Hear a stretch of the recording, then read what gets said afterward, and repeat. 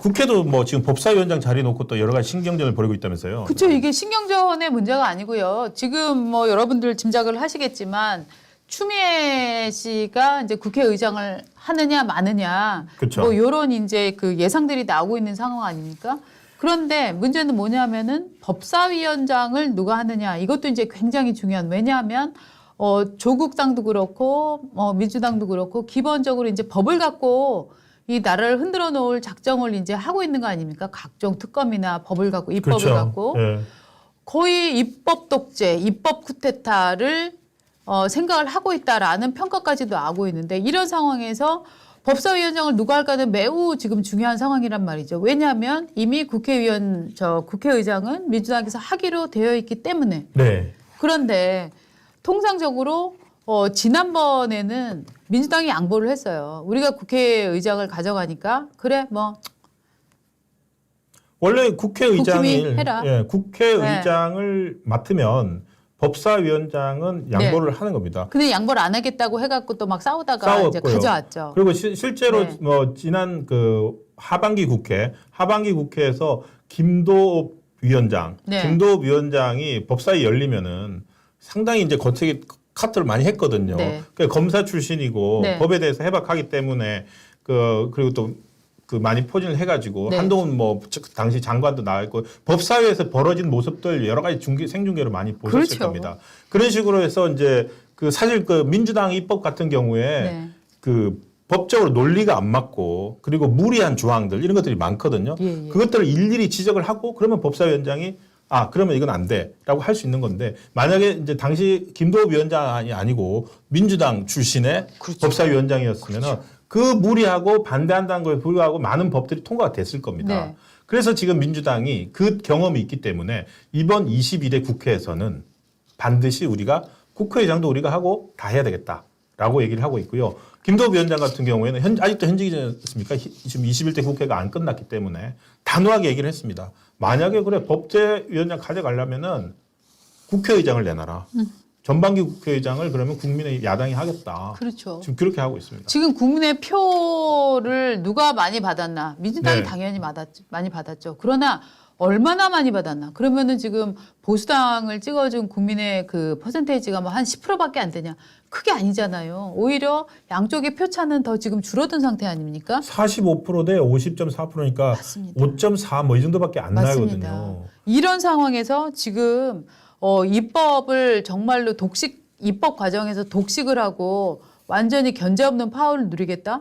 이것이야말로 정말 독재 아닙니까? 이게 진짜 입법 독재라고밖에 볼 수 없는데 이게 몸을 낮추고 협치하는 태도는 대통령만 가질 수는 없습니다. 야당도 그거에 대한 대응을 정말 큰 힘을 갖고 있으면 그만큼 더 온순해져야 되는데 큰 힘을 갖고 있다고 지금 광포하게 휘둘리려고 하는 거지 않습니까? 지금 그러면 추미애 국회의장의 전현희 법사위원장. 전현희가 법사위원장이 된다는 얘기가 나오죠. 예.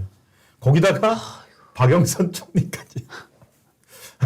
아니 농담입니다. 네, 그러니까 이름이 나온 거 실제 뭐 된 건 아니고요. 네. 그러니까 그런 얘기까지 나오니까 참 네. 이게 뭐라 그래야 될까요? 아까 누가 뭐 안철수한테 몽환적이라고 했네. 저는 몽환적이라고 해서 이게 꿈인가 생신가 이런 이 현실이 되게 이상합니다. 환상적입니다. 당연하죠. 이런 이름들이 거론되고 있고 네. 과연 이게 4.10 총선의 결과인가. 네. 그리고 그렇게 노력해가지고 어쨌든 지금 사실은 부울경도 지켜냈고 그리고 그렇습니까? 따지고 보면 21대보다도 국민의힘 보수 세력 의석이 늘었어요. 네.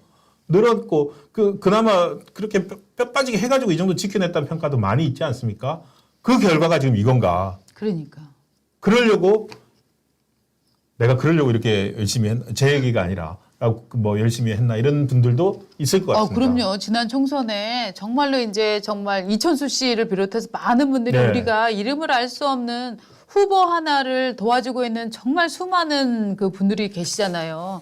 그런 분들 입장에서는 내가 정말 이 꼴을 보려고 그렇게 열심히 했나 하는 그러니까. 생각을 가질 수밖에 없을 네. 것 같아요. 그래서 제가 지난주에도 말씀을 드렸습니다만 원래 실패를 하고 나면 서로 삿대질을 합니다. 지고 나면 서로 니타시아를 하는데 우리가 그런 남을 손가락질할 힘을 정말 비축해서 서로 돕는 데 써야 된다라고 제가 정말 정말 강력하게 지금 부탁드리지 않았습니까? 네. 제가 부탁드린 것과 정반대의 꼴이 벌어지고 있어서 저도 정말 답답한데요. 네.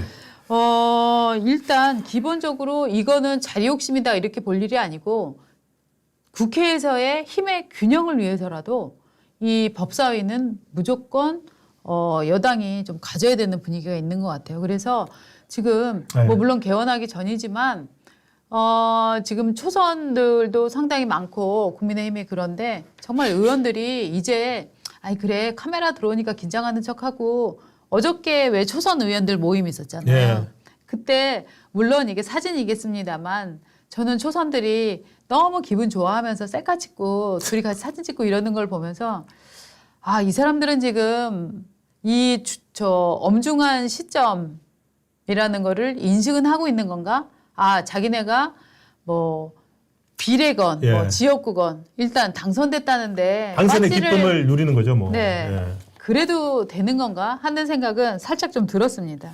그러니까요. 지금 뭐 민주당 같은 경우에는 거세게 몰아붙이겠다는 각오를 갖고 있잖아요. 네, 예를 들어서 네. 뭐 조국 혁신당 같은 경우에는 뭐 1호 법안은 한동훈 특검법이다라고 하는 뭐 이른바 복수 법안을 뭐 하겠다고 이를 부득부득 갈고 있고 네. 민주당 같은 경우에는 벌써 또 박주민 의원부터 해가지고 지금 이제 패스트트랙에 올라와 있는 최상병 특검법 네. 그거 오히려 그거는 20일에 개원하기 전에 21대 통과시켜 버리겠다. 그렇죠. 그러면서 결국 최상병 특검법은 연결되지는 빤해요. 그거 하겠다고 이렇게 대통령 책임론을 부각을 시키겠다는 거 그렇습니다. 아닙니까? 그러고 네. 있는데 모여가지고 뭐 네. 악수하고 네. 반갑다고 얼굴 트고 인사하고 예. 그러니까 뭐라고 해야 될까요? 비장함을 좀 가졌으면 좋겠어요. 네. 그 비장함이 전혀 느껴지지 않으니까 지지했던 많은 분들도 힘이 빠지는 것 같아요. 그렇죠. 예.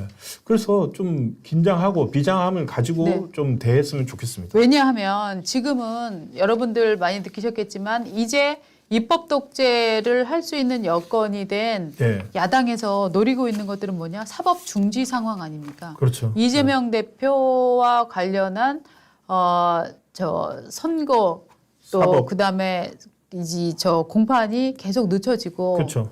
이게 늦춰지는 거를 지금 바라고 있고 조국의 대법원 판결이 늦게 나오기를 지금 바라고 있으면서 계속 검찰 흠집 내비기를 시도를 하고 있습니다. 네. 또 나왔습니다. 그렇죠.